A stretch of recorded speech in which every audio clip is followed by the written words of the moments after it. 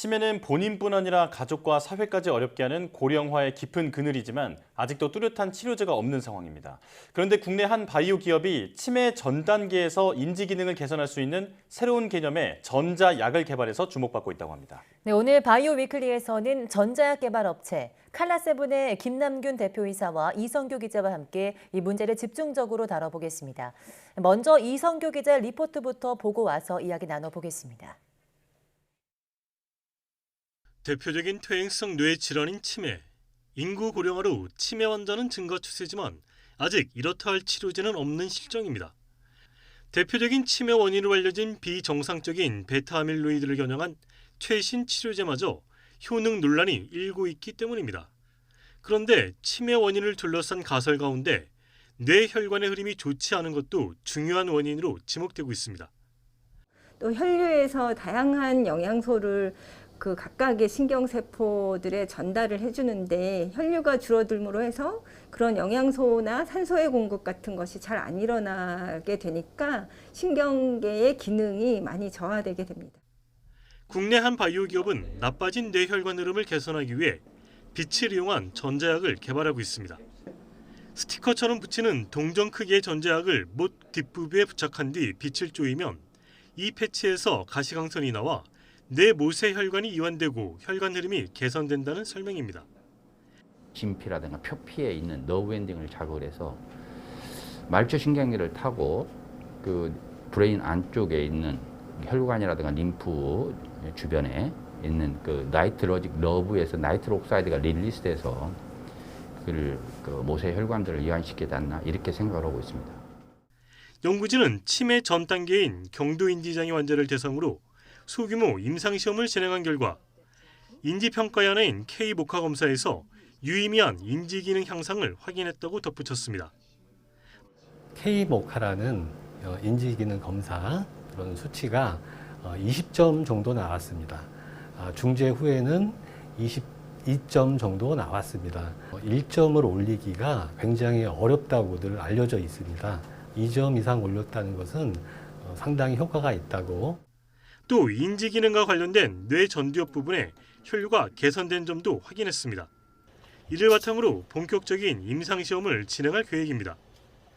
현재까지 효능이 있는 치매 신약이 없는 가운데 치매 전 단계에서 병의 진행을 막을 수 있는 전자약이 개발된다면 치매 환자 감소에 큰 도움이 될 전망입니다. YTN 사이언스 이성규입니다.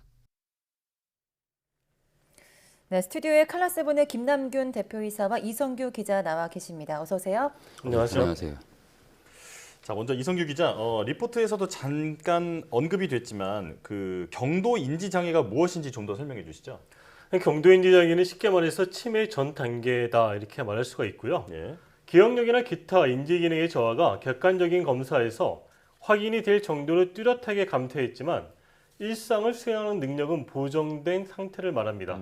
일반적인 노인은 매년 1%에서 2%만이 치매로 진행하지만 이 경도인지 장애의 경우에는 매년 약 10에서 15%가 치매로 진행합니다. 따라서 이 상태는 치매를 가장 빠른 시기에 치료할 수 있는 굉장히 중요한 단계다 이렇게 볼 수가 있습니다. 예. 네, 말씀하신 것처럼 경도 인지 장애가 치매 치료의 가장 빠른 시기다라는 설명이었고요. 네, 대표님께 질문하겠습니다. 본격적인 질문에 앞서서 이 회사명이 조금은 독특하게 저는 느껴지거든요. 칼라세븐이라고 하는데 어떤 의미를 담고 있는지도 궁금하고 회사의 비전까지도 좀 설명을 해주시죠. 네, 저희 회사는 광전자약을 연구 개발한 제조 회사인데요. 가시광선을 사용하기 때문에 네네. 7가지 그 가시광선 색상을 의미해서 칼라세븐이라고 저희가 이름을 지었습니다. 네. 그다음에 저희가 이제 회사 비전을 가지고 있는 것은 네. 약물 치료로 잘 안 되는 그런 질병들을 위해서 광전자약을 개발하고 또한 그 개발된 연구 개발 결과를 가지고 헬스케어 플랫폼, 구독형 헬스케어 플랫폼을 만들어서 많은 사람들에게 저희들이 헬스케어 서비스를 제공하고자 하는 그런 사회적 기업을 목표로 하고 있습니다. 예. 그렇군요. 자, 그렇다면 말씀하신 광전자약이 뭔지에 대해서 이제 알아보겠습니다. 칼라세븐은 광전자약을 연구 개발하고 있는 기업인데요. 자, 다소 용어가 좀 생소하거든요. 좀 알기 쉽게 설명해 주시죠. 최근에 좀 주목을 받고 있는 용어인데요. 전자약이라면 그 전자, 엘렉트로닉스와 예. 그다음에 약품, 파마슈티컬 합성어입니다. 그래서 이제 엘렉트로슈티컬이라고 부르죠. 예. 네. 근데 저희가 쓰는 광전자 약은 일반적으로 전자약은 신경이라든가 뇌 쪽에 자극을 전기 자극이나 또는 네. 초음파, 빛의 자극을 줘서 질병을 치료하는 웨어러블 형태의 의료기기거든요. 아. 예. 근데 저희는 이제 물리적인 약으로 빛을 사용하기 때문에 광전자약이라고 부르고 네. 옵토엘렉트로슈티카라고 이야기를 하고 있습니다. 아, 네. 이러한 광전자약은 전실에 영향을 미치는 화학적인 합성약보다는 부분적으로 영향을 주기 때문에 훨씬 부작용이 덜하다고 알려져 있습니다. 네. 지금 이제 전자약이 일반적인 약보다는 부작용이 적다라는 설명까지 해주셨는데 이 칼레세븐이 보유한 그 광정자 기술을 PAMS라고 부르잖아요. 이게 어떤 기술인지 좀 풀어서 설명 좀 해주시죠. 예, 저희가 광전자약의 기술, 저희 회사의 광전자의 기술은 빛이 도달하지 않는 인체 내부의 장기나 조직에 있는 질병을 치료하는데 네. 타겟을 두는 그런 기술입니다. 네. 그래서 일반적으로 그 빛이 도달하지 않기 때문에 외부에서 저희가 그 아주 원칩 LED 하나를 사용해서 만든 작은 광선조사 유닛을 피부에 부착하면 그 광선조사 유닛에서 나오는 방출되는 그 가시광선이 피부 밑에 그 진피나 표피 쪽에 있는 너브 엔딩을 자극해서 그 너브 엔딩이 자극이 되면 그게 말초신경계에 연결돼서 인체 내부의 장기나 조직에 있는 나이트러직 너브, 그러니까 질소 활성 신경의 너브 터미널에서 그 산화질소 같은 물질을 분비를 하게 되거든요. 예. 그 물질이 결국은 산화질소 물질이 결국은 주변 평활근을 이완시켜서 결국은 그 질병을 치료하는 그런 기술이 되게 됩니다. 지금 이제 너브 엔딩 그 신경 말단을 빛을 통해서 자극한다 설명해 주셨잖아요. 예. 근데 이런 전자약을 이용하는 기술 중에 기존의 LLLT라는 기술도 있잖아요. 이것과는 또 어떤 차별성이 있는 건가요? 기존의 LLT 기술은 우리가 로우 레벨 라이트 세라피라고 이야기를 하고 있습니다. 네. 그 기술은 직접 빛이 질병 부위 세포에 도달해서 그 세포의 미토콘드리아를 자극해 가지고 거기에서 또는 나이트로 옥사이드라든가 활성산소라든가 또는 ATP와 같은 것을 강화를 시켜서 질병을 치료하는 그런 타깃이 되겠습니다. 주로 그러한 그 기술은 주로 화상이라든가 피부질환 치료, 또 통증 완화. 그 최근에는 이제 그 우울증이라든가 또한 치매 치료 연구에 활용되고 있기도 합니다. 예. 또한 학회에서 LLT라고 지금 사용하지 않고 예. 최근에는 이제 PBM, 포토 바이올 모듈레이션하고도 이제 용어를 바꾸어서 지금 사용을 하고 있습니다. 아, 예. 네. 기존 전자약 그러니까 이제 PBM과의 차별성까지 설명을 해주셨는데요. 이 기자가 경도인지장애 광전자약을 취재하고 왔죠. 취재 영상 보고 질문 이어가겠습니다. 전자약 이잖아요. 지금 이렇게 빛이 나오는데 예. 이거는 지금 어떤 영역의 빛인 건가요? 가시광선 영역의 빛입니다. 610나노. 뭐 하루에 30분씩 어느 정도 기간 동안 사용하는 건가요? 저희가 통상 연구자 임상일 때는 한 4주를 사용해서 효능을 봤는데요. 본인 임상을 만약 하게 된다면 8주 사용하면은 상당히 인지 기능이 올라간다고 저희는 보고 있습니다. 빛을 이용하다 보니까 예. 30분 정도 이렇게 몸에 이거 부착하고 있을 경우에 예. 뭐 열이 나서 이게 뭐 좀 뜨거워진다든지 뭐 이런 부작용 같은 건 없는 거예요? 저희가 이제 실험해 본 결과에 하면은 온도는 거의 올라가지 않고 0.5에서 0.7도 정도 붙이기 전후 차이가 거의 온도가 올라가지 않는다고 보고 있습니다. 지금 이제 기본적인 설명은 들었는데 이게 구체적으로 어떻게 이 경도인지 장애를 치료하는 건지 그 원리를 좀 설명 좀 해주시죠. 저희는 일반적으로 경도인지장애나 알츠하이머 치매 같은 원인을 일반적인 아밀로이드 베타라든가 좀 타우 가설에 두지 않고 저희는 그러한 그 퇴행성 뇌질환들이 그 뇌 혈류의 장기간 흐름이 좋지 못해서 발생한다고 가설을 세웠습니다. 예, 그래서 저희는 치료하는 방법을 뇌 혈류의 흐름을 개선해서 이러한 질병들을 치료하는 것을 타켓으로 삼고 지금까지 연구 개발을 해왔습니다.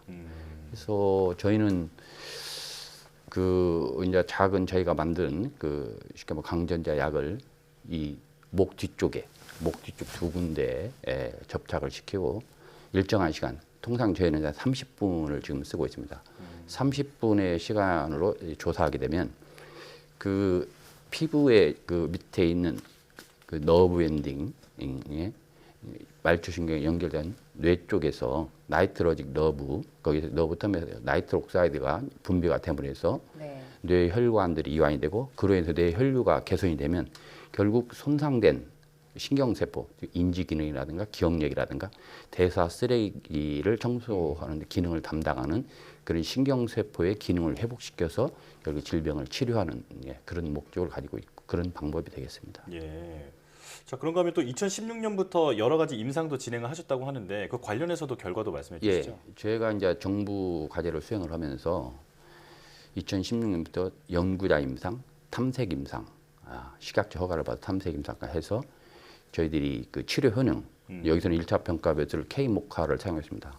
K모카라는 것은 세계적인 인지 기능을 평가하는 툴인데요. K라는 것은 한글로 돼 있는 그런 도구거든요. 예. 거기에서 통계적으로 유의성을, 인지 기능이 개선된 유의성을 확인을 했고요. 또 안전성 역시 큰 문제가 없이 안전성이 확인됐기 때문에 저희들이 앞으로 이러한 결과를 바탕으로 내년 상반기 1분기에 임상시험을 실시하고자 합니다. 예. 자, 빛을 이용해서 인지 기능을 개선한다니까 참 신기한데요. 자, 칼라7이 주목하는 질병에는 또 천식도 있는 것으로 알고 있습니다. 이 천식과 관련한 동물 실험 결과는 어떻게 나왔습니까? 저희가 일반적으로 천식이라면 기도의 염증이라든가 또는 기도의 개형이 굉장히 문제되는 만성적인 그 질환이거든요. 만성적 염증 질환인데 천식 치료를 하는 데서는 대개 염증 억제와 기관지 확장 두 가지를 타켓으로 삼고 있습니다. 저희 회사도 염증 억제와 기관지를 확장할 수 있는 그런 목표를 가지고 지금 동물 실험을 진행했는데요. 저희는 알레르기 천식 동물 모델을 만들어 가지고 거기에서 천식 파라미터들을 측정을 해봤습니다. 그래서 염증 억제와 그다음에 기관지 확장. 특히 이제 염증 같은 경우는 저희가 덱사메타손하고 염증 치료제가 약이 있습니다. 예. 그 약과 저희 광전자 약과 두 개를 비교해 본 결과 네. 염증이 억제된다. 인터로킨 4, 5, 6라든가 이러한 그 인터로킨들이 억제됨으로 해서 염증이 억제되는 걸 확인했고요. 또한 그 나이트록사이드가 분비함으로 해서 그 기도의 평활계랑 기관지의 평활근들이 이완됨으로 해서 기도가 확장될 수 있는 그런 것들을 확인을 했습니다. 그래서 이러한 것들을 바탕으로 저희들이 이제 탐색 임상을 들어갈 예정입니다. 네.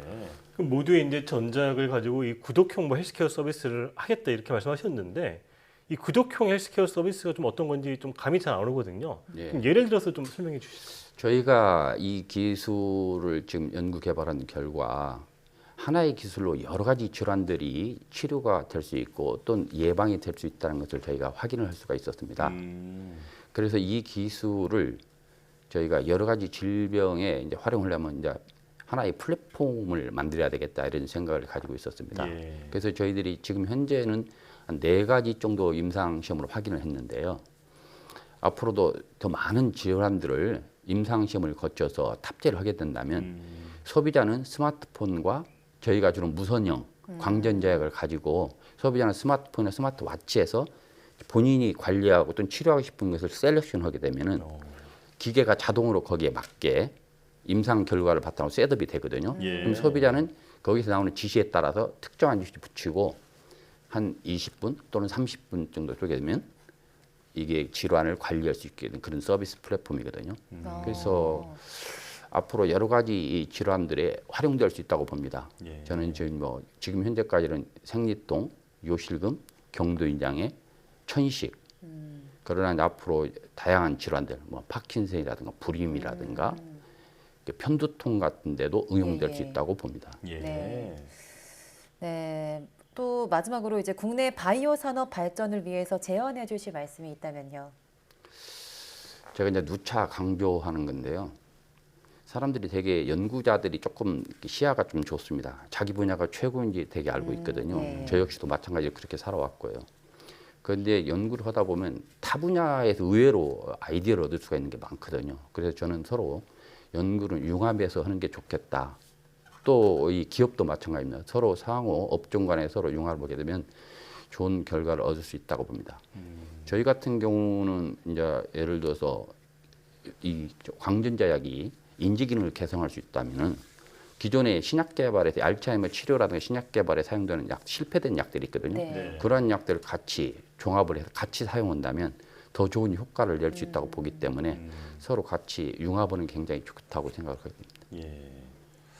자, 오늘 빛으로 인지 기능을 개선하는 그 광전자약 기술에 대해서 설명을 들어봤는데요. 또 이 기술로 여러 질병을 예방하는 구독 서비스까지 소개를 해주셨는데, 자, 그 칼라세븐의 기술이 치매 환자에게 새로운 희망이 되기를 기대하겠습니다. 자, 지금까지 칼라세븐의 김남균 대표이사 그리고 이성규 기자와 함께했습니다. 두 분 고맙습니다. 감사합니다.